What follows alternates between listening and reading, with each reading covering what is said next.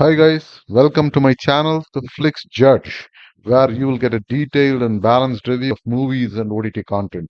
I will review content across European languages, all Asian languages, English, and of course many Indian languages. Please subscribe if you like to watch content across languages but don't have the time to find out which ones to watch. I will cut through all the chaff and identify quality content worthy of your viewership. Today, we are going to review Twisted Metal, a 10-part action comedy series that dropped recently in Sony Live. This series is based on a PlayStation game of the same name. There have been a few movies in the recent past based on games like this, like Dungeons and Dragons. This is one more in this series. In short, Twisted Metal presents a dystopian post-apocalyptic world where in the near future a computer virus wipes out all the systems, causing all kinds of mayhem. Missiles firing on their own, planes dropping off the skies like flies, most systems shutting down, bringing the world crashing back to Stone Age. Setting reminds us of Mad Max type world where lawlessness prevails and all kinds of crazy gangs abound, and our protagonist weaves through all of them. For those of you who are not familiar with this game or this genre, but who are old enough to remember, these are the kind of scenarios doomsday theorists used to talk about during the Y2K crisis, where all the computers and all the systems would shut down.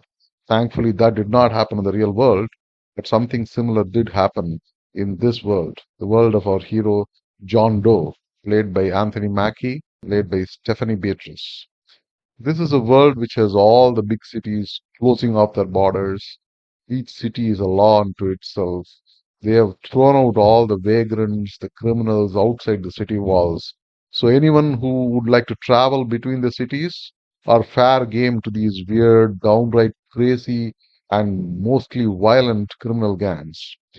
Since all forms of traffic in between cities is extremely risky, enter milkmen who deliver packages between these cities, risking their lives. Each of these packages are quite small, like a backpack or something. Milkmen zip around in their cars, delivering between cities. These packages surprisingly contain a few pounds of fruits or some flowers, or in one case, just a tub of ice cream. That's the world our protagonist lives. Our protagonist is a milkman, and no doubt he's one of the best. He's called John Doe exactly because he lost all his memory during the apocalypse. He was just a little boy then. His last memories are of walking around in a crazed world, nothing but a half-burned photograph where only he is visible and the faces of what looks like his parents are kind of burnt out. And he grows up with a close friend. She's a car by name Evelyn, with whom he talks all the time, guards it with his life on many occasions. The story is about how our protagonist is enlisted by the head of one of the walled cities, New San Francisco, to make a risky run of thousands of miles to another city. What is the task? Task is to bring an important package, crossing all kinds of crazy gangs like lawmen. There are some cannibal, there is a gang called vultures, and so on.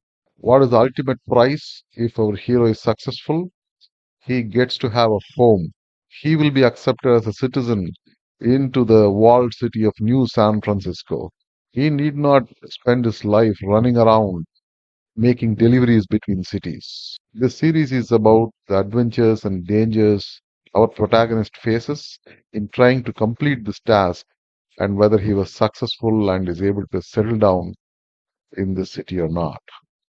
So, along the way, we meet many characters, one of which is the female lead, Wyatt, who has a backstory of her own, trying to get her own retribution.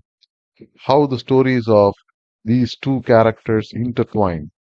If she was able to get her revenge in the end, do the two of them get together and settle down in New San Francisco? You have to watch the series to know that.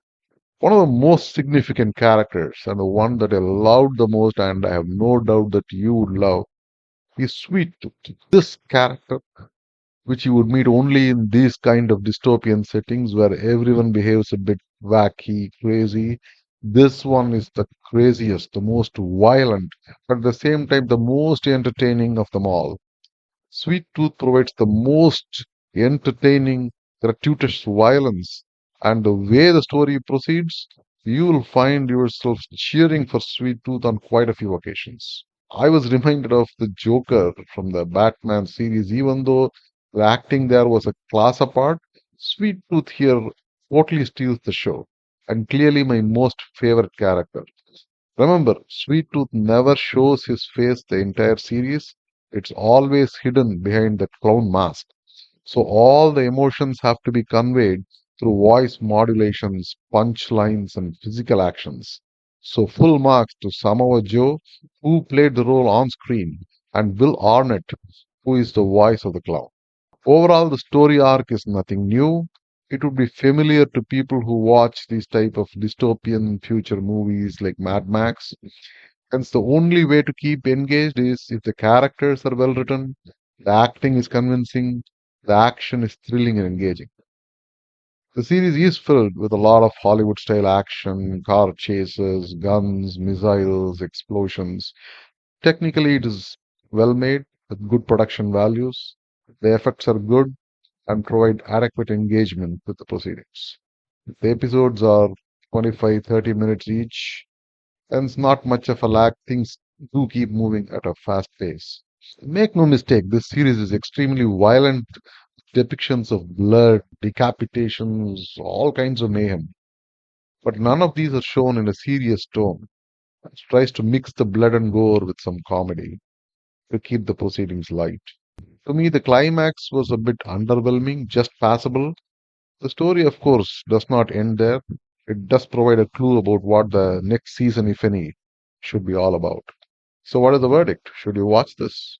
If you are someone who likes a lot of action, futuristic, dystopian settings in the movies like Mad Max, not the sci fi kind, or if you're a fan of video games based movies, then there is every chance that you would like it.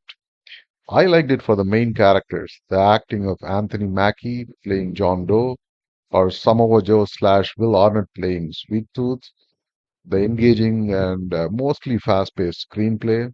But there was nothing much by way of surprises or climax twists. It's a familiar arc.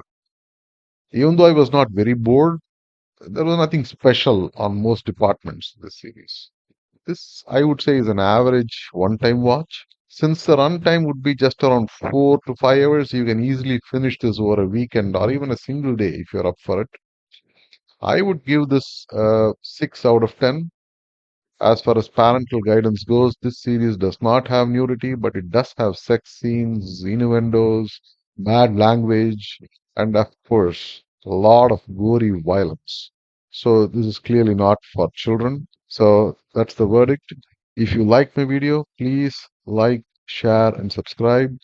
I go through hours and hours of content so that you get to watch only the ones that are worthy of your viewership and you don't waste your precious free time hunting for one. Thank you for watching and bye until we meet again with a new show. Bye.